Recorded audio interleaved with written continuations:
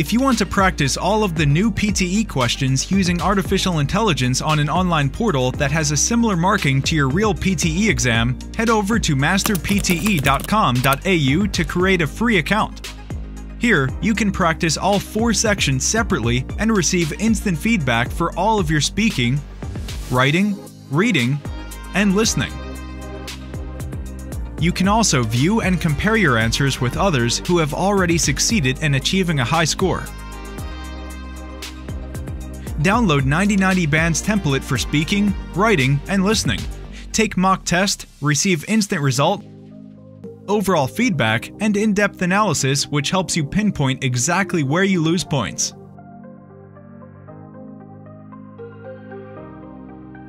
masterpte.com.au, the best PTE practice software in the world. The city of Rome is very special. The city grew in a fairly ad hoc way, as I mentioned. It wasn't planned all at once. It just grew up over time, beginning in the 8th century BC. Now this is interesting because what we know about the Romans is when they were left to own devices and they could build the city from scratch, they didn't let it grow in an ad hoc way. They structure it in a very methodical way. That was basically based on military strategy and military planning. The Romans couldn't have conquered the world without obviously having a masterful military enterprise, and everywhere they went on their various military campaigns, they would build camps, and those camps were always laid out in a very geometric plan along a grid, usually square or rectangular. So, when we begin to see the Romans building their ideal Roman city, they turn to that so-called castrum or military camp design.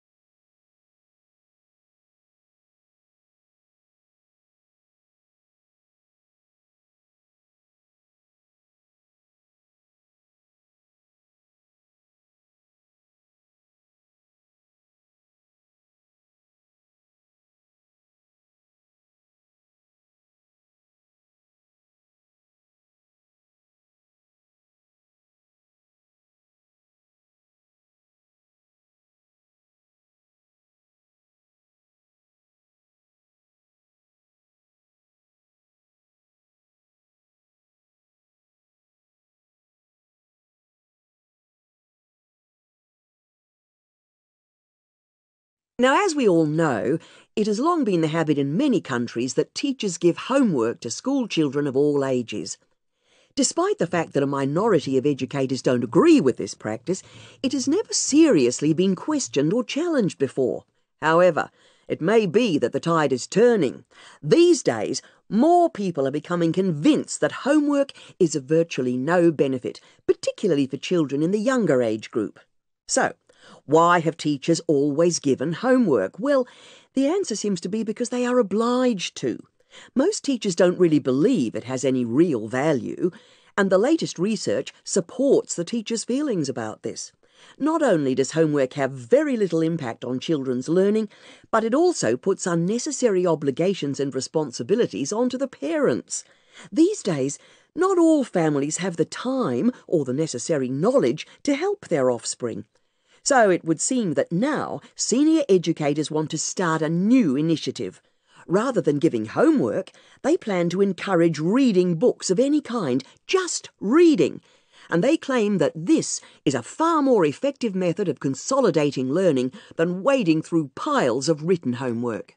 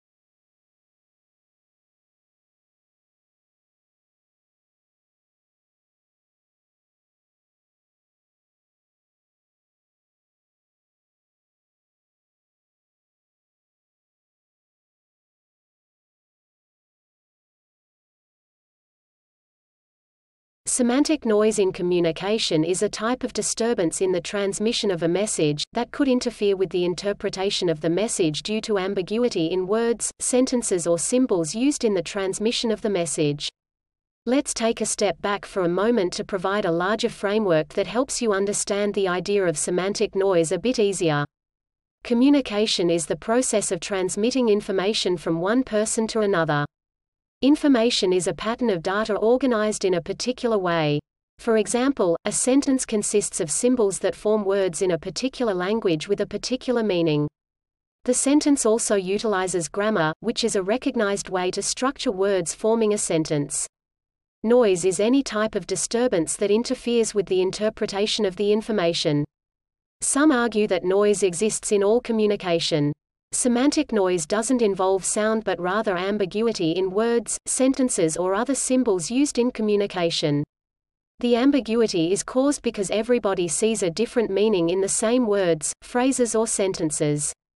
The differences in interpretation can be quite small, even undetectable, in regular communication between people from the same culture, age, education and experience, or drastically different because of such things as culture, age or experience.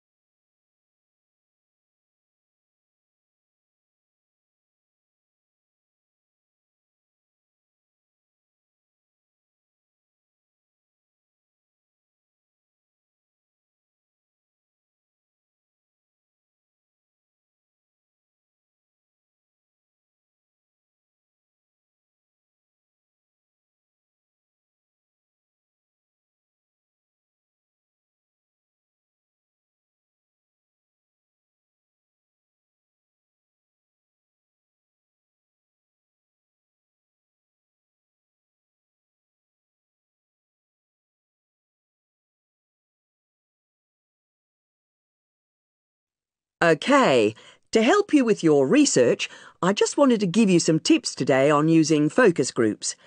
These are groups of people that you get together to find out about their opinions and attitudes, for example, to review a piece of work, or just basically provide some collective input to help you with whatever you're researching. First of all, how large should a focus group be? Well, I would say that an ideal number of participants is around 6 or 7. If it's any bigger, what quite often happens is they break into side conversations and the focus is lost. If it's any smaller, you may not get the range of views that you need to get a really good discussion.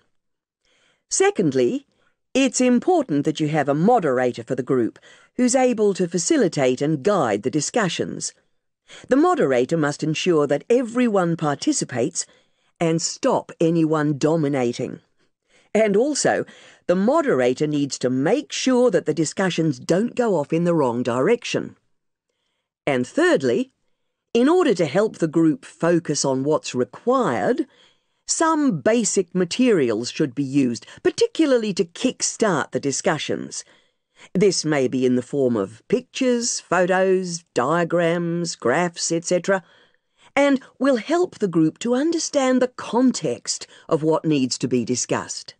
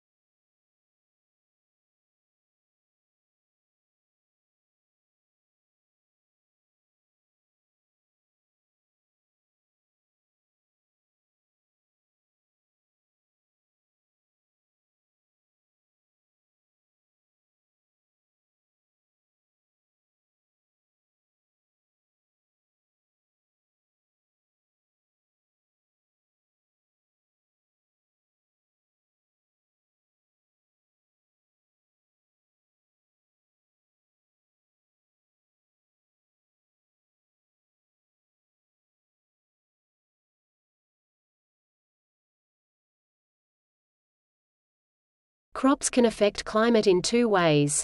A substantial amount of land surface is used for agricultural production, so the use of land affects the climate. If we deforest a land and plant crops instead, the characters of the land surface will be altered, which will ultimately change the original climate. This requires the cooperation between crop scientists and climate scientists and the integration of two different models.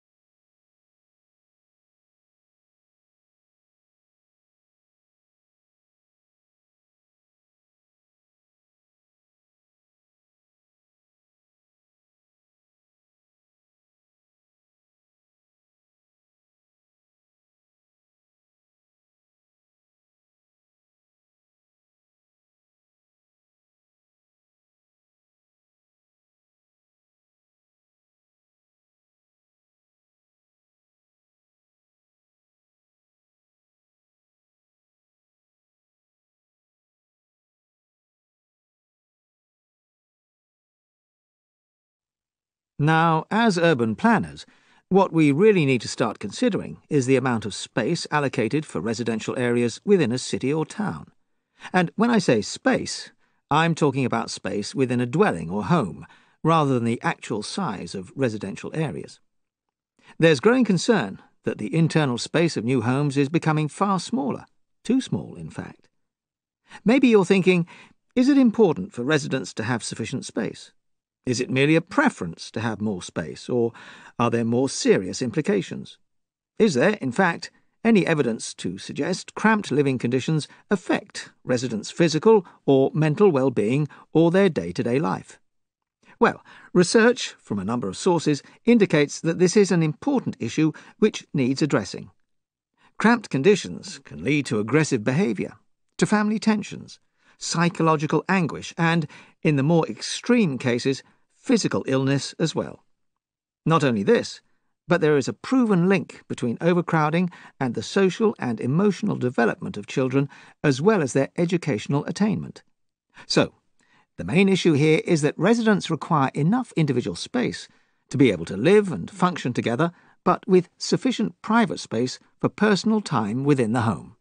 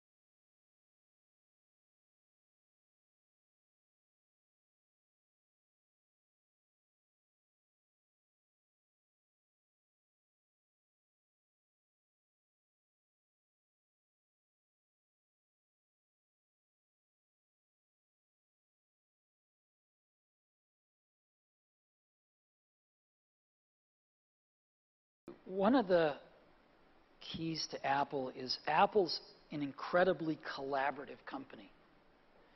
And so, you know how many committees we have at Apple? No. 0.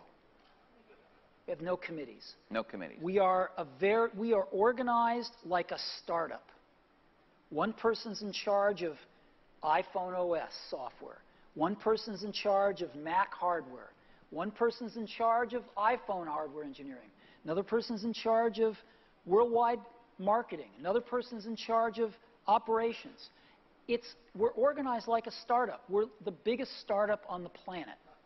And we all meet for 3 hours once a week, and we talk about everything we're doing, the whole business. And there's tremendous teamwork at the top of the company, which filters down to tremendous teamwork throughout the company. And teamwork is dependent on trusting the other folks to come through with their part without watching them all the time, but trusting that they're going to come through with their parts. And that's what we do really well. And we're great at figuring out how to divide things up into these great teams that we have and all work on the same thing, touch bases frequently, and bring it all together into a product. We do that really well. And so what I do all day is meet with teams of people and work on ideas and solve problems to make new products, to make new marketing programs, whatever it is. And are people willing to tell you you're wrong? Yeah. I mean, other than snarky journalists. I mean, people that work for you. Oh, yeah. No, we have wonderful arguments. And do you win them all? Or? Oh, no, I wish I did. No, see, you can't. If you want to hire great people and have them stay working for you, you have to let them make a lot of decisions, and you have to be run by ideas, not hierarchy. The best ideas have to win. So, otherwise, good people don't stay. But you must be more than a facilitator who runs meetings. You obviously contribute your own ideas. I contribute ideas, sure. Well, why would I be there if I didn't?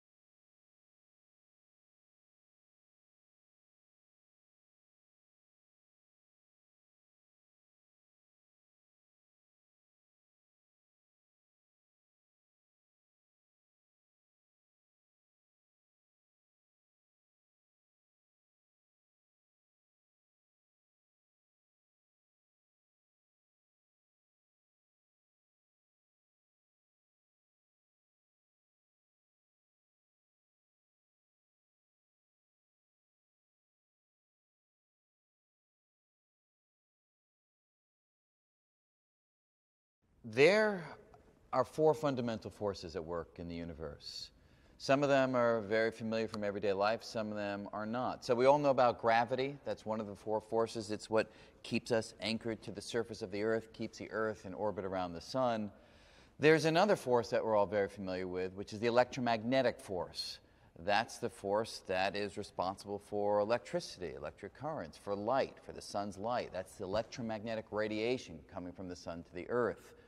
There are two other forces, though, that are somewhat less familiar, and they're the nuclear forces. They are forces that are at work within the nuclei of atoms. One of those forces is called the strong nuclear force. That really is a force that binds protons to protons, binds the quarks inside of the protons and neutrons, keeping them from flying out. The other nuclear force is called the weak nuclear force. And that's a force that predominantly we know of because it's responsible for radioactivity, radioactive decay. So those four forces, strong nuclear force, weak nuclear force, electromagnetic force, and the gravitational force, those are the forces at work in the universe.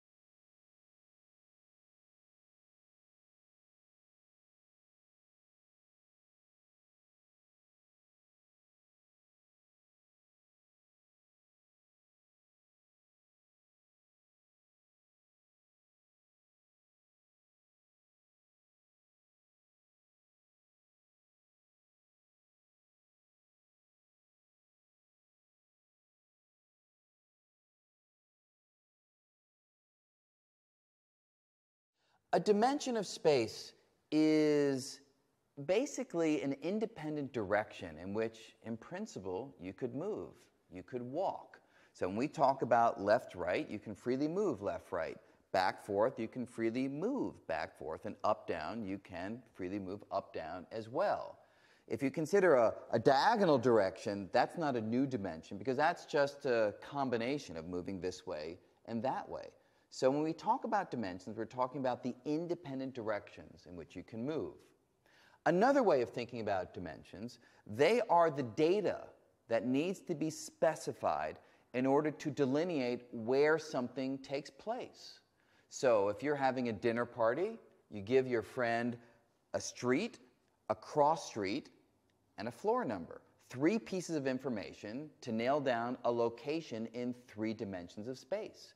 According to string theory, in reality, you need to give your friend more than just those 3 pieces of information. If you really want him or her to know where to go, you need to tell them coordinates, data that specifies where in the extra dimensions the dinner party is taking place too. But because the extra dimensions we think are so small, it doesn't matter to your friend whether they show up exactly at the right location in the extra dimensions or not, because things are not able to penetrate them in any meaningful way.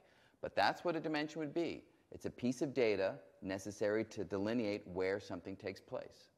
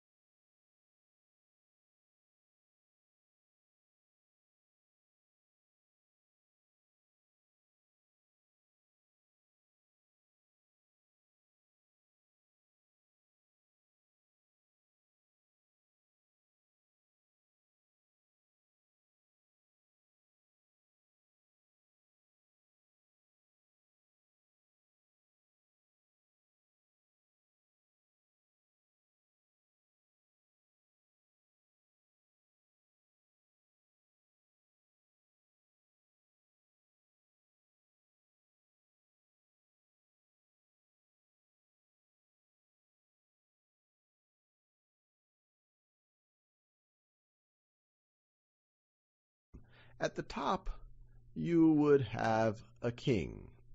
Now, the king would rule over a kingdom.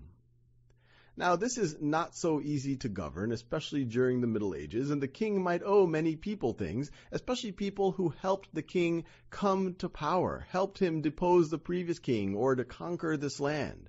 And so, in exchange for that, and to help govern, he might grant land or fiefs to other people. And the key currency in the Middle Ages, under the feudal system, is land, and land in exchange for loyalty and service. So this whole thing is a kingdom. Now right over here, this is a duchy. And a duchy will be controlled by a duke. I guess they didn't call it duchy because that just doesn't sound as serious. So the king might grant a duchy to a duke, and in exchange, the duke would provide loyalty, pledge their fealty. If the kingdom is threatened, the duke will fight alongside the king, would provide their own troops. If the king wants to go conquer other territories, same thing, and also provide the king with taxes, which might be in the form of coinage, depending on what time and region we are in the Middle Ages, or it might be in the form of a percentage of the agricultural production from this duchy.